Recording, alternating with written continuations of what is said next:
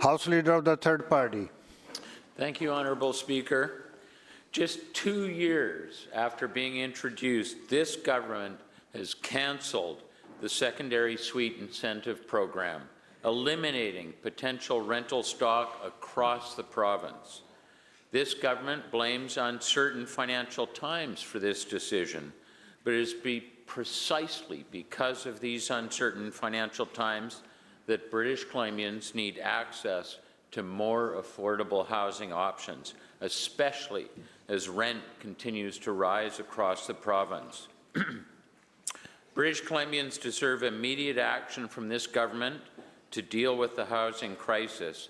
Through you, Honourable Speaker, to the Minister of Housing and Municipal Affairs, what is your plan to make up for the affordable rental supply that you assured us this program would deliver?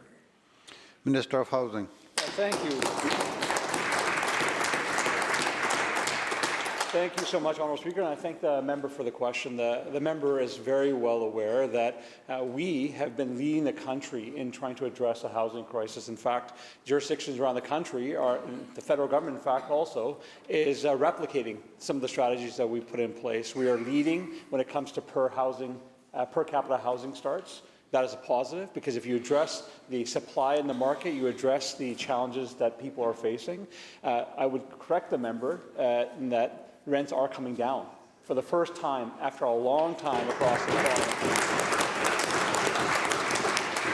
In almost every single community, in fact, British Columbia has seen some of the largest declines in rents from any jurisdiction in Canada. It's because we're making significant investments in new affordable housing. We're making significant reductions in red tape so that local governments are able to make decisions to approve housing quicker, Honourable Speaker.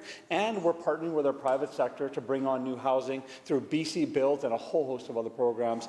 That work will continue. I look forward to continue to work with the member if they have additional ideas on how we can move in a positive direction. But I'm proud of the direction that we're heading, but we know there's a lot more work to do.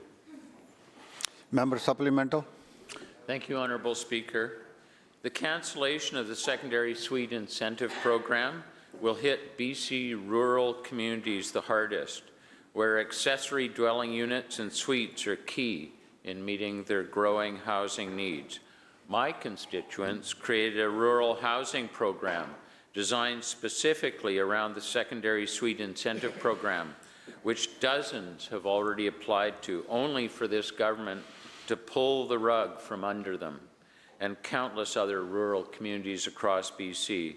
Through you, Honourable Speaker, to the Minister of Housing and Municipal Affairs, how much of the funding left over from the secondary suite incentive program will be used to support housing in BC's rural communities?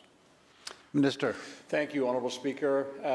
Every dollar that we have will go back towards supporting other initiatives within housing. The member knows that through our BC Builds program, we're partnering with both rural communities as well as large communities to build affordable rentals so that we can get an increased supply and attract the important workforce that we know we need in every single community. I will add that the federal government has announced that they're rolling out their secondary suite program, modeled exactly off of ours, but the one difference is they're offering double the amount of dollars. And I think it's important in these times to make sure that we're making sure there's efficiency and alignment with our programs. We believe that there's no point in having a program if the federal government's going to create that program. So we're using those dollars to put it into BC Builds so we can increase supply in a different format. We're going to continue that work. Look forward to meeting with the member to discuss further actions in the very near future.